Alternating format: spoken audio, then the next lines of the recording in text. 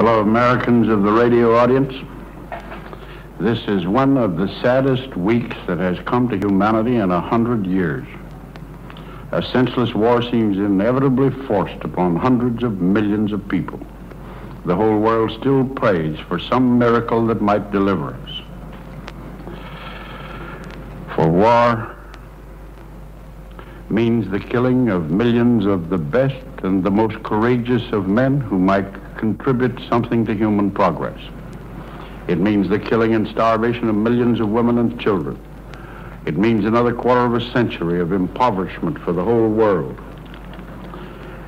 And it will likely be a long war.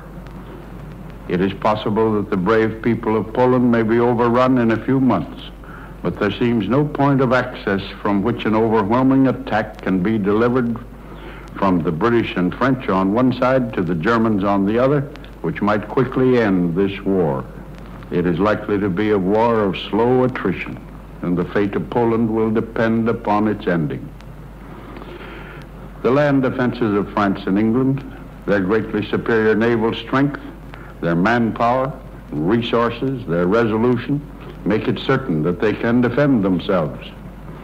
And it is true that vast fleets of aeroplanes on both sides contribute a new and an uncertain factor.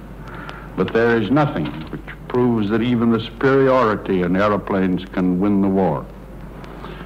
And while assurances have been given that there will be no bombing of women and children, there may come a time of desperation when all restraints go to the winds.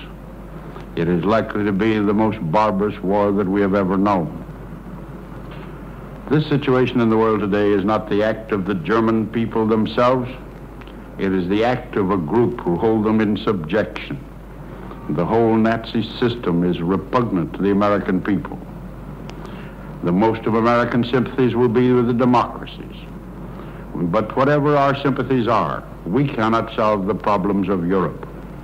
America must keep out of this war. The President and the Congress should be supported in their every effort to keep us out.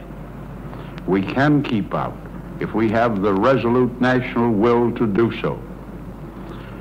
We can be of more service to Europe and to humanity if we preserve the vitality and strength of the United States for use in the period of peace which must sometime come.